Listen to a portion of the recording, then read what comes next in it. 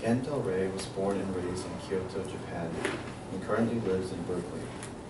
He used to be a bona fide marine biologist. He attended an international high school where a dear friend once bombed his English essay by forgetting the order of the C and S when spelling insect. His fiction can be found, among other places, in Booth, the Monarch Review, and Buffalo Almanack. Please welcome.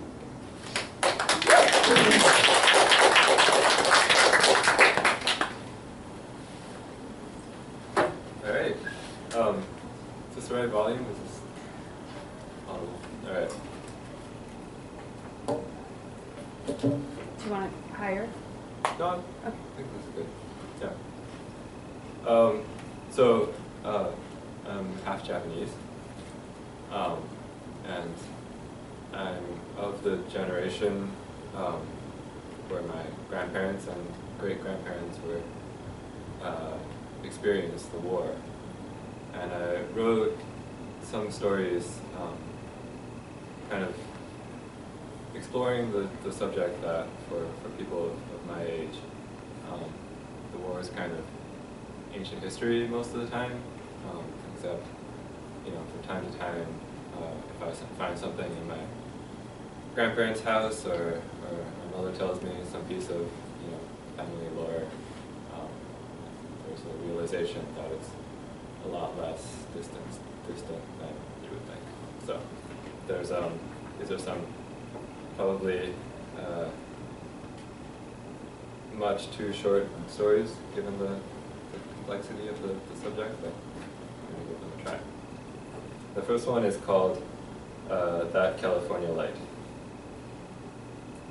My mother looks at night across the San Francisco Bay at the city shining through the fog, and what she sees is not the city or the fog, but the California light. The light at night, which is like a match after you've snuffed it out and all you see is the afterglow where your fingers used to be. The match light that shines against the ceiling of fog, pale and red like the dying light she saw shining out of Tokyo that summer years ago when people died by the hundreds of thousands. When night after night, all she saw was a dim sun, stopped on its journey between sunset to sunrise, to shine for a while, where the B-29s burned the ashes into dust, until all that was left the next morning, they said, was a grid of stone lanterns where the houses used to be, and a black rain that sizzled when it hit the ground. That's what the children said, who fled that summer up the road from Tokyo, fleeing the 40 miles on foot, with their parents pushing wooden carts in front of them, loaded with all they could bear to carry. And maybe that was why the children talked, but their parents never did. Not even when my mother walked among them on the hill that ran in front of her house.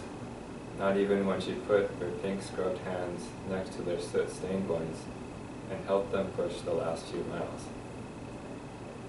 These are the things that are burned together in my mother's mind, that are tied so tightly nothing she does can take them apart. The creaking of the wooden axles, the silence of the parents, the smell of ashes, the California light. And even more, the nights when the sirens would go and they would head to the streets toward the holes in the ground that the city called shelters. And they always knew that no matter how fast they went, the ones from Tokyo would be there first. Because the ones who had seen the light up close slept every night, wrapped in their evacuation clothes, and left their fire-retardant hats and helmets at the foot of their beds. Because they kept their emergency supplies in a cloth by the door, and the rest of the city knew that in the shelters waiting for the all-clear, it was hard to say which was worse, what the kids said or what the parents refused to tell. And one more thing that comes to my mother with the light is the night on the 14th of August, when nobody could sleep because of the stifling heat and also because of the rumors that went around that said the war was as good as over. They said the surrender had been decided and the emperor would give a speech on the radio tomorrow, and everybody agreed that the Americans wouldn't waste their time with anything on the last night of the war.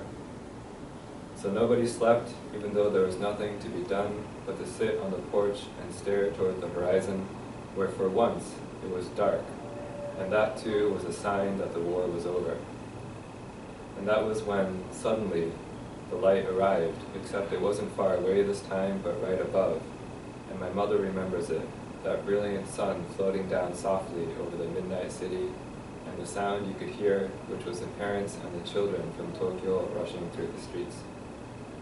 That California light, that California light.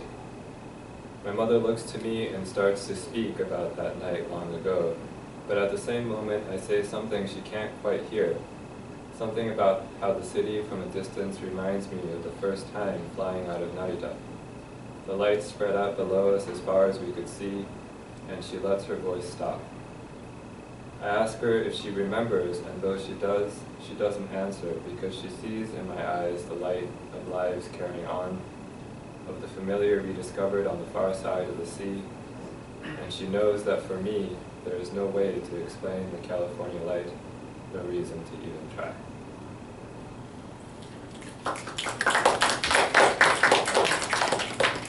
So, one more war story. Before I was in California, I lived in Honolulu, so this is kind of related to that. It's called Raid Siren. How could you have known? In your emails, you had talked about the aching blue water, the sheer green cliffs. You had talked about the wind and how it would sometimes blow for days. You had talked about the rain and how it would come without warning, like a freight train bearing down and then just as suddenly gone. You had talked about the heat and the sun and the glare of your south-facing windows that meant sometimes the house was like an oven inside a fire. You told her to bring water, plenty of it and more. You told her to dress light, but also to bring a coat. You told her to bring good shoes for hiking, and sunscreen and sunglasses and a hat. Please bring a hat. You told her to keep her money somewhere safe and carry your address around her neck, and to make sure she brought a copy of her passport as well as her passport itself. You told her you would be waiting outside such and such a gate, and you told her how to recognize the spot, and you showed up almost an hour early just in case something unexpected happened with the flight. She said, "I'll take a taxi," and you said, "No, Mom. You don't know the language, you'd only get lost." You thought you'd covered everything. You were sure of it. You even asked your American friends, what else should an old Japanese woman be prepared for her first time abroad? And they had said, relax, she'll be fine. Hawaii is great for old people. How could you have known? What could have reminded you of something as far from your mind as the testing of the outdoor siren warning system? What could have reminded you of the noise at noon the first Monday of each month? Yes, now that it begins, you remember how it is. How the first note is a deep, low rumble, and it climbs smoothly into a screaming wail. And the way it seems to come from everywhere at once and the way the wind picks up, it always picks up. As if the sound itself is sweeping the dead leaves across the asphalt, and you remember thinking it sounded like an air raid siren.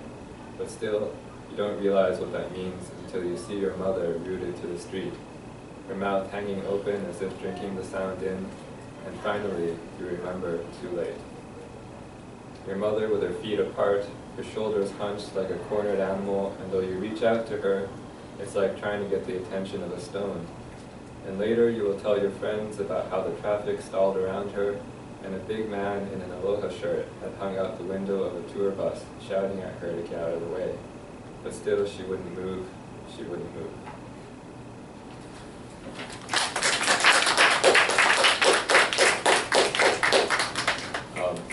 Seems a little greedy to be going for 3 stories, but this is a switching tack a lot. I was like in the direction I was before this I was a kind of a marine biologist. And actually last summer I was in Virginia helping out with some experiments involving sharks, and so this is kind of, it's not about that, but it's set in that place. The title is A Shark is an Animal That Blushes When You Touch Its Face. 1. From time to time, she asks me how it was, and I tell her. Some nights, we watch squalls like pale lanterns drifting out to sea. Some morning, Some mornings we saw the roads wriggle with rain and eels. Some days the turtles bubbled in their shells, and we kept cool by crouching in the water in the tanks. Shark tanks, she asks. Yes, I tell her, but it wasn't any good. Even the sharks were panting from the heat. It's always late at night when she asks such things. She tells me she just needs to hear another voice. She tells me, some places in the city, the trains only run at night. Some fears are the same way. 2. The things that keep her awake. When they circle and she holds them off, and there is nothing I can do to help the holding, she asks me. Something about sharks, she says, that focuses the brain. She says I could make up a reason for it, something involving words like fight or flight, but I won't. I tell her a degree in marine biology has never felt so useful. Look at me, she laughs, trying to hold my shit together with my bare hands, and still I find time to soothe your ego. My ego is grateful as ever. Don't let it get to your head, though.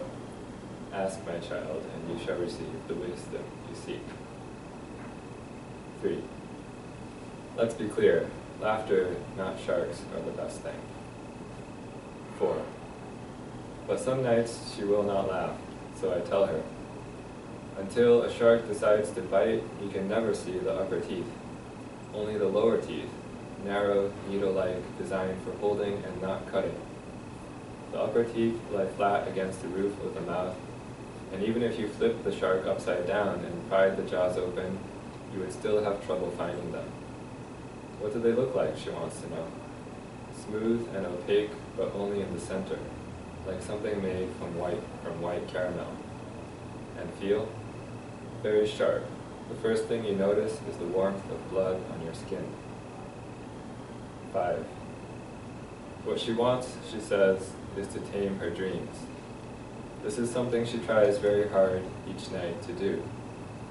Every morning in her journal, she checks her progress. Sometimes it takes her an hour to account for every dream. Why, I want to know. She puts her hands to her eyes and speaks into her open palms, to know what I put myself through. 6. What I know is very little. If she passes by a clinic, she will not go to sleep. If she hears a certain song on the radio, she will not go to sleep. If she is reminded of her father, she will not go to sleep. When she dreams about sharks, she dreams them with all black eyes. 7. Is that real, she wants to know? Every eye is black in the center, but the rest? Gold, green, tan, blue in flecks or in a solid stripe. From up close, the edges of the irises are ruffled like a wet book after it dries. 8. Conversation on a lazy Sunday morning. Sleep well? Like a log. Woke up in the woodshed, in a chimney broken into a million gray flakes. I wanted that to be a joke, I say, and suddenly it is. We laugh so hard she ends up in my arms. Try me again, she says, gazing up at me. How do you make a shark float? Don't know. Use ice cream, root beer, and a shark. When she smiles, the edges of her eyes film with color like gasoline. 9. A different day, 3 a.m. A single set of footsteps ringing outside the dark windows and far away, the passing of a train. She says she can't do it. She just can't. While saying this, she holds her ears as if it is the sounds that are trying to force her.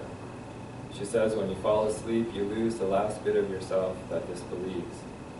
Each time you wake up, it's so hard to know what wasn't real. What do I do at a time like this? When they circle her like black limousines, when she holds them off and I can't help the holding? I let her soothe my ego because it's all there is left. I tell her a shark has a hide like a rhino's that bruises like the thinnest skin. When frightened, they go pale. When touched on the snout, the pads of your fingers leave patterns like swirling rain. I hold her hands.